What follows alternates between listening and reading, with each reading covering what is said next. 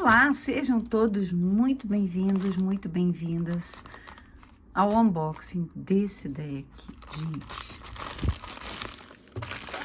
Que eu já tava de olho nele há muito tempo e finalmente chegou. Demorou pra caramba pra chegar, já comprei há bastante tempo, mas tá aberto aqui, ó, tá aqui. Vocês já viram aí no título, né? Ehrenberg Tarot, por Steve Ehrenberg.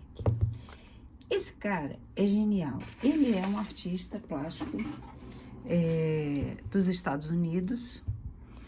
E ele tem um trabalho extenso na arte. E tem, gente, algo que eu vou deixar aí para vocês. Ele tem tipo uma galeria, ele é colecionador de tecnologia antiga, de coisas antigas, coisas até um pouco bizarras, sabe? E eu vou deixar um link de um vídeo que eu assisti dele falando sobre essas coisas, de uma entrevista com ele, tá bom? Então, é um deck da US Games e agora eles têm esse desenho, né, nas caixinhas. E é um deck tão incrível, porque o artista, ele fez um hiperfoco. Ele pegou de cada arcano aquele simbolismo principal, aquilo, digamos assim, meio que resume, ou que é a porta de entrada para o entendimento do arcano.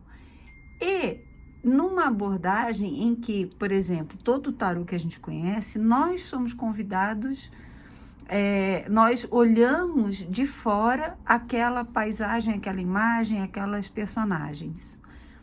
Esse aqui é como se o arcano nos convidasse, o arcano está falando conosco, entende? É incrível, incrível, a arte dele é incrível. Tava louca por esse deck. Olha, a caixinha é bem durinha para abrir. O tamanho é um tamanho tradicional de tarô. Ó, o livretinho não é muito extenso. Escrito por Karen Budzinski. É um deck de 2023. Aqui, o índice, a introdução falando, né, sobre... uma introdução dele falando sobre tarô e sobre esse deck, né? Que foi inspirado no clássico Rider-Waite e Pamela Colman Smith.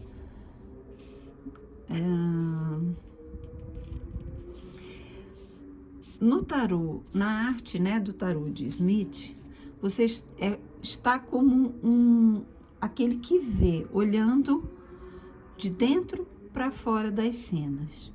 Eu queria transformar isso, né, girar, digamos assim, e ter o sujeito nas cartas olhando para fora, convidando o leitor a fazer essa jornada junto com ele.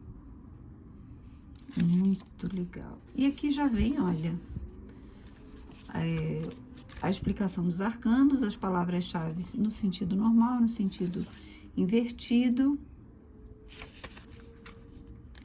Todas aqui, os arcanos menores têm uma explicação bem pequenininha,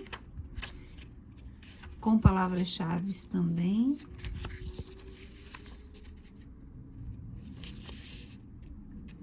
E aqui é interessante, tem um outro deck aí que eu já fiz um unboxing, chegou junto com esse, e eu não sei se eu vou lançar, qual dos dois eu vou postar primeiro. E no outro, que é um livro gigante, não tem muita enrolation, não. Assim, é o significado das cartas, uma introdução, já vai aqui para umas técnicas de tiragem, como esse aqui, eu acho que é uma nova abordagem da US Games. Aqui as tiragens, passado, presente, futuro, seguindo em frente, com 4 cartas. Uma tiragem de relacionamento sobre o artista.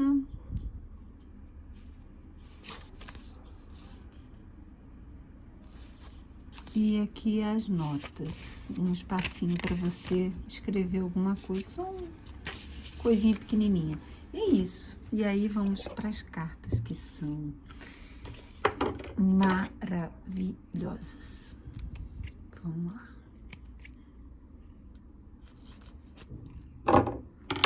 É um deck que não tem as bordas pintadas e certamente eu não vou pintar, porque aqui é branco e aqui é branco. Qualquer coisa que a gente colocar vai manchar. Qualidade US Games, né? Derrete na mão. Acho que a palavra mais correta é essa, derrete. E vamos lá, olha, o verso é lindo, permite, né, obviamente, jogar para quem joga com cartas invertidas. O material US Games, eu senti esse um pouquinho mais resistente, mas mesmo assim mais fino que os antigos. O outro que eu fiz o unboxing é mais fininho ainda que esse, mas eu não sei se é por conta de uma textura que ele tem. Enfim, olha isso, a imagem. A gente começa com essa imagem impactante do louco, então todos vão ter o nome do arcano, o número aqui e essa moldura, digamos assim. Aqui a gente vê o louco, só esse olhar muito profundo, muitos arcanos, todos não, né? Muitos arcanos aqui tem esse olhar profundo, olhando diretamente nos nossos olhos, e aqui esse guizo, como se fosse um chamado, né? Mergulhe, venha, mergulhe nessa jornada. Olha, estou te chamando, pule junto comigo. Eu achei muito interessante isso.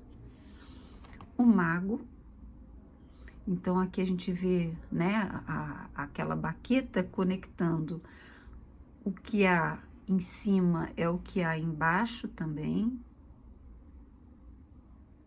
E aí você vai tirando muitos simbolismos. Não é um deck para quem está iniciando. Por quê? Porque a gente vai descobrindo as coisas à medida que nós conhecemos, né? A alta sacerdotisa. Então, aqui a gente vê a romã, né? O simbolismo da lua. Aqui esses chifres, né? Como se fossem as colunas, talvez. Olha que olhar, gente. A imperatriz, também trazendo a romã, símbolo de Vênus. E o trigo falando da fertilidade, né? O Papa, o Imperador. Então, aqui a gente tem Anki, né? Que ele segura a representação do mundo, a barba dele como trazendo a experiência. O símbolo aqui do carneiro, de Áries. O Papa com a tiara papal, né? Que acho que hoje em dia não se usa, hoje em dia se usa mais a mitra, né? Aquele símbolo de bênção. Então, vejam que ele dá um hiperfoco. Ele vai no cerne da questão, no cerne do arcano, trazendo aquilo que é essencial.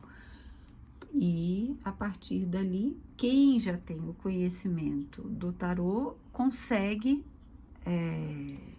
fazer a leitura normalmente.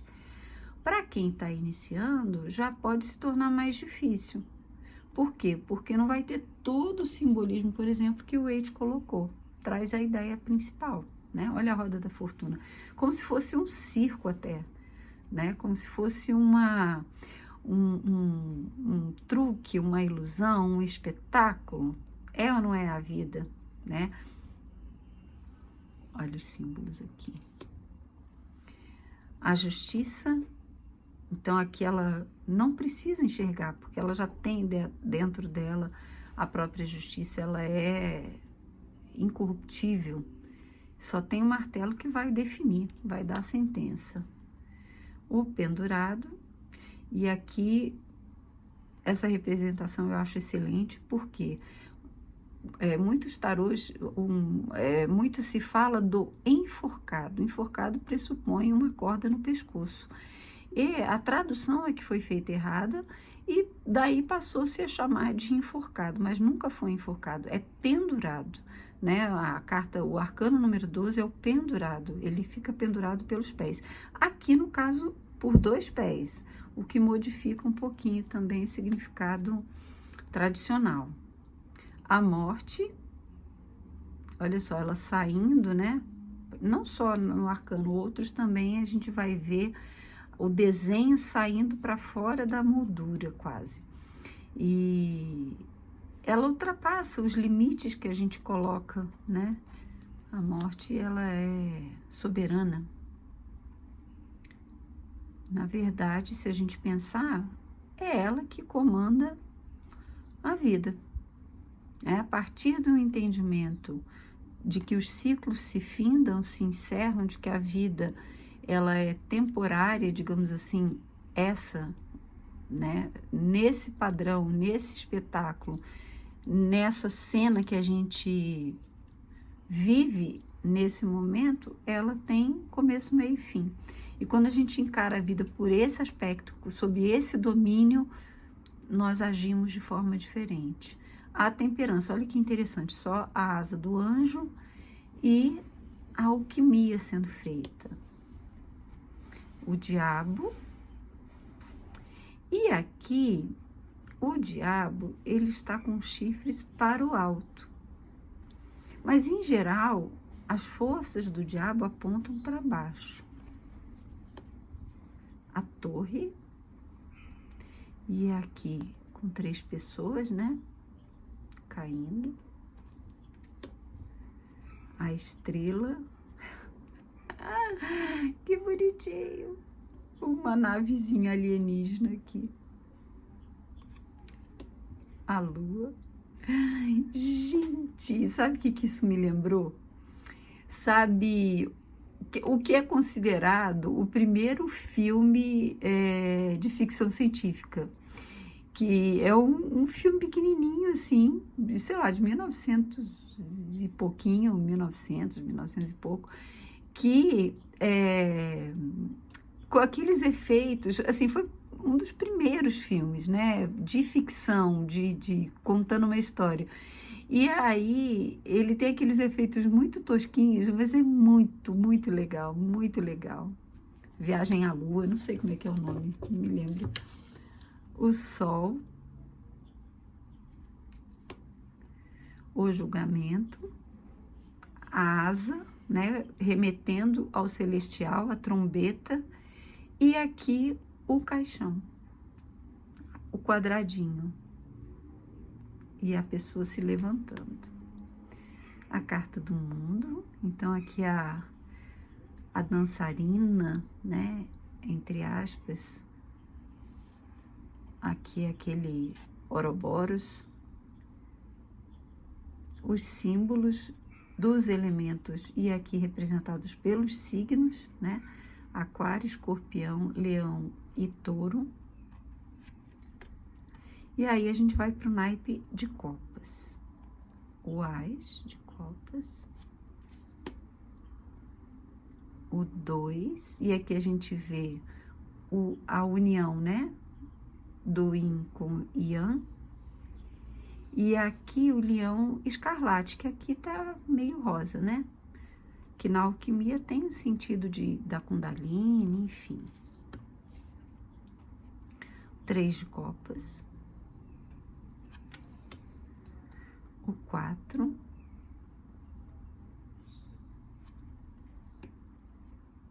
O 5 de copas. Momento em que as copas caem, né? O 6. E lá ele aproveita aqui, né, a representação de Pamela com aquele ambiente familiar, aquele ambiente seguro, digamos assim. O 7 de copas e todas as possíveis tentações, conexões que o nosso coração pode fazer, positivas e negativas. O 8, olha que coisa linda. Se eu não me engano, quando eu estava pesquisando sobre ele, antes de comprar o deck, eu vi, eu acho que a loja dele tem tipo um café. E aí nesse café tem esses, não todos, mas alguns arcanos, não sei se são só os maiores, grandes assim, sabe? É uma coisa linda, gente. Olha isso, 9 de copas. Que coisa linda. Olha esse gesto. O 10 de copas. A mão da criança, da mãe, do pai, a união à Santíssima Trindade. Pode ser? Não sei. O As de copas, que é a capinha, né? Da caixa. Ou Pagem de copas. O cavaleiro. E a gente só tem aqui a crina do cavalo, né? E a mão do cavaleiro na armadura. A rainha de copas. Olha que coisa linda.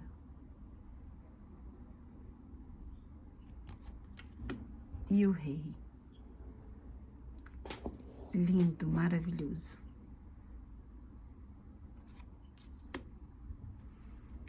E assim, aqui eu vejo muito assim. Ele nos olha como humanos, mas ele nos olha também através do amor. O As de ouros, naipe de ouros agora. O 2, ele equilibrando aqui, olha os seus valores, né? O 3, que sensacional. Todos os instrumentos que ele precisa, o projeto, e aí agora é mãos à obra, para a realização, para a concretização.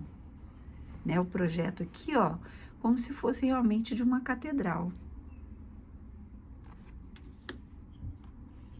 O 4, que sensacional. O aprisionamento que as coisas materiais podem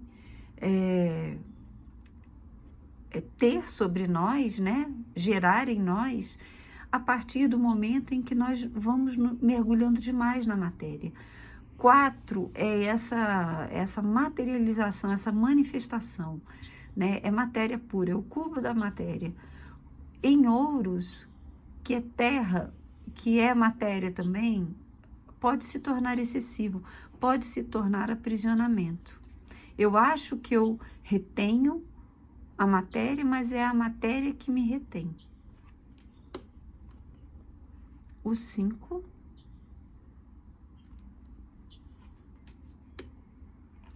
O 6 de ouros. É a mão que recebe, a outra a gente não vê aqui, né? Mas falando do equilíbrio, do fluxo equilibrado e justo que os valores vão percorrendo.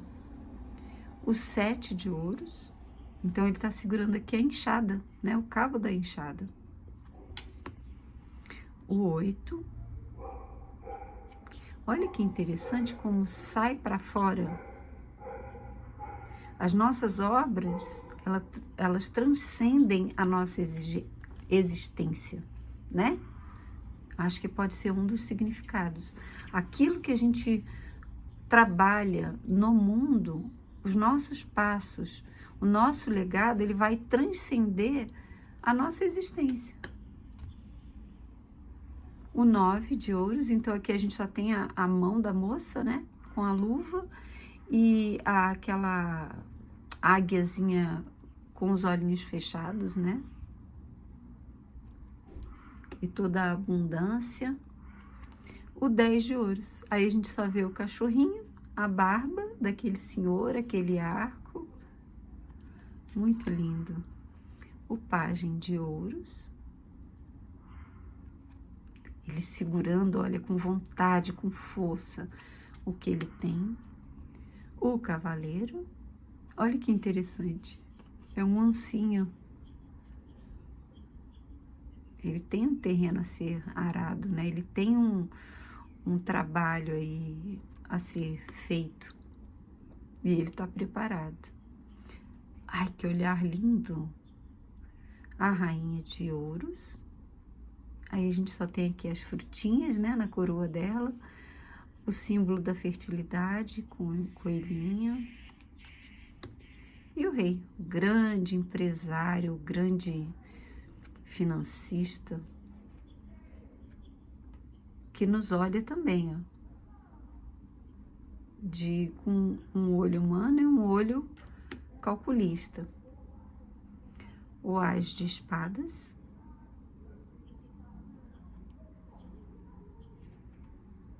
Que interessante, né? O 2.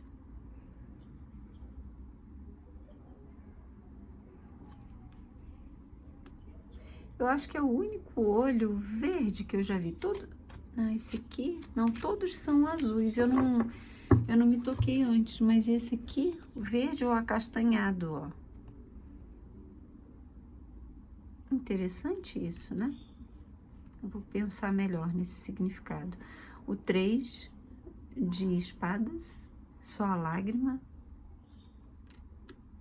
O 4, que sensacional, a gente olhando ele de cima. E ele tá fechado, ele não tá olhando pra gente de volta, ele tá fechado, ele tá concentrado nele, nos seus pensamentos, organizando sua mente, pensando naquilo que ele vai falar. Ele não quer falar agora, ele não quer pensar, ele não quer nada com o mundo externo. Ele está se organizando internamente, então ele não nos olha. O 5, uma discussão mesmo, né? Não, eu tenho a razão, não, cala a boca. É bem isso aqui que essa carta me traz.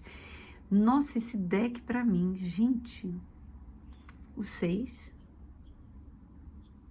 Aqui só aquela cena que a gente nunca vê em Wait, né?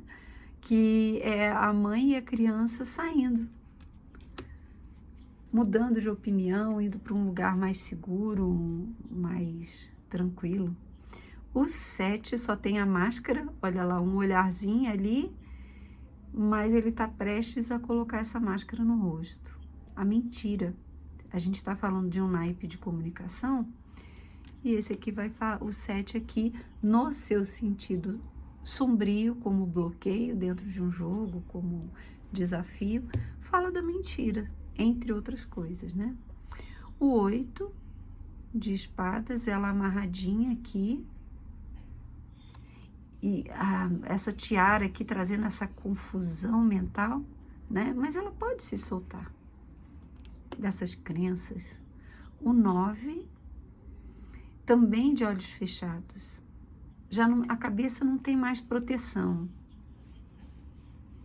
Tá pegando fogo, os pensamentos saíram do controle. E ela também não vê, não enxerga o mundo como ele é. Ela tá só focada lá naqueles pensamentos sombrios.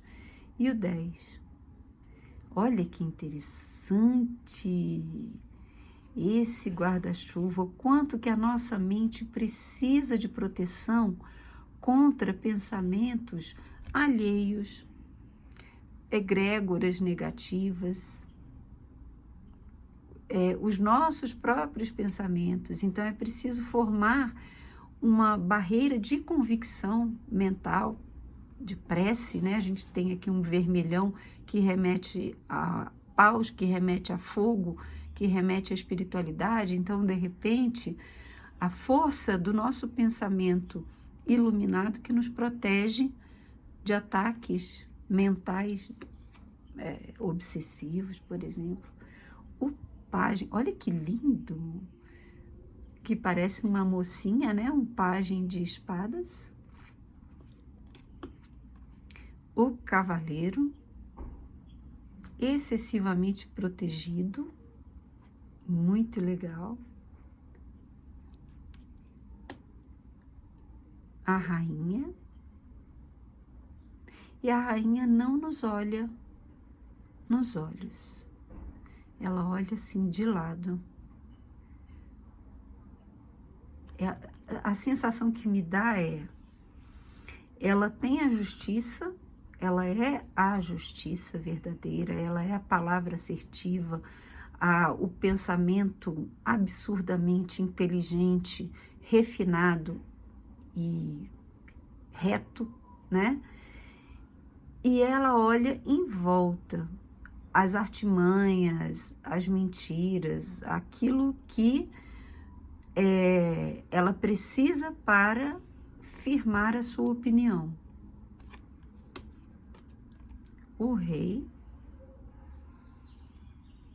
Que engraçado esse olhar desse rei. Parece que ele tem medo.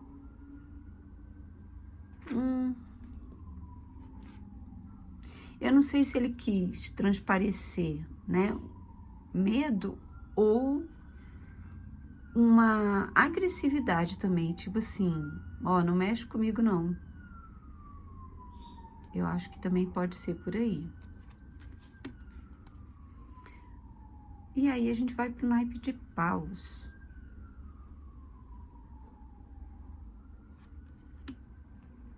O 2. E aqui ele traz uma moça, né? O que faz certo sentido também. O 3 é que ele já tá com a luneta olhando já, né? Aquilo que ele já lançou, que já é dele, o que ele já fez. O 4, muito legal. O 5 de paus. Aqui, prestes a começar uma disputa acalorada, uma paixão. O 6. Olha que interessante. Aqui também tem o olhar do cavalo, dos nossos instintos que nos movem e que devem estar sob domínio para alcançarmos o sucesso. O 7, isso aqui tem, né? Em Weight eu tenho até um post que eu fiz lá naquela outra rede de fotografias, sabe? Que eu não sei se eu posso falar o nome, no meu outro canal, Fê Canelas Tarô. E eu falei alguma coisa sobre o 7 de paus, sobre esses sapatos diferentes. E aí a gente remete lá ao 5 de paus, em que um dos sapatos está com outra pessoa. No 7, ele veste os dois, como assim, ele absorveu, adquiriu algo daquela disputa, daquele atrito, ele saiu ganhando alguma coisa, né? No 7, ele incorpora isso. O 8, olha que interessante, ele agarrou aqueles paus que vinham caindo, que poderiam feri-lo, ou que estavam fora do seu objetivo, ele agarra. Ou também, é o momento em que ele está levantando a sua vontade através do seu trabalho e ele vai lançar, pode ser também, né? O 9, então aqui aquela menção a um esforço psíquico ou feridas antigas nessa luta, nessa batalha pela realização como ser humano. E o 10, ele segurando aqui uma rocha enorme. Pagem. Então, a gente vê aqui como se fosse um menininho mesmo, a salamandra, o símbolo, né? Um dos símbolos do fogo. O cavaleiro de paus, sensacional, né? Ele é o mais rápido dos cavaleiros, então, o cavalo empinando aqui. A rainha, que linda, olha isso. Os cabelos, que coisa linda. O gatinho. E o rei de paus. Esse olha diretamente para nós. Internamente eu tô gritando. Eu não vou passar esse mico aqui sério, gente. Que deck sensacional. Que deck absurdamente necessário. Esse falou comigo profundamente. Assim, tem decks que são, não sei, eles se conectam diretamente com a gente. E esse aqui, tão minimalista, mas ele, pra mim, ele falou muito alto. 6 de ouros. Então, vamos dar a cada um o que cada um merece. Tem um dito, né, que acho que foi Blavatsky que falou que os olhos do entendimento só se abrem quando a gente está pronto. Alguma coisa assim, agora me deu um tilt aqui, eu não lembro. Mais ou menos a mesma coisa assim, o mestre aparece quando o discípulo está pronto. Há um tempo para tudo, há um tempo na vida para aquilo que precisamos aprender, há um tempo na vida das outras pessoas também. E às vezes nós queremos fazer muito pelo outro, sendo que o outro não está ainda no ponto certo de compreender a nossa ajuda, compreender o nosso propósito. Quantas vezes nós temos propósitos super nobres e as pessoas interpretam errado, e gera mágoa, e gera reclamação, gera tristeza, né? Mas nós não entendemos o tempo do outro. Então, o outro precisa estar pronto para receber aquilo que queremos dar, em termos de valores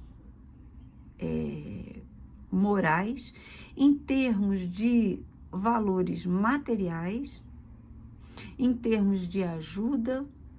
É preciso esse discernimento e esse equilíbrio. Agora eu posso me empenhar com essa pessoa, agora eu não posso. Agora eu posso me empenhar com esse trabalho, agora eu não posso. Então aqui fala desse equilíbrio que é preciso também de uma capacidade de observação. O que merece a minha atenção e o meu esforço agora? Então é aqui que eu vou colocar. Eu acho que pode ser dos sentidos, mas eu tenho certeza que vocês têm outros aí, talvez até muito mais enriquecedores e melhores do que esse. Gente, assim, não é um deck barato. Eu cansei de esperar que ele ficasse barato, não ficou e comprei. Vale cada centavo. Um grande beijo, fiquem com Deus e até a próxima.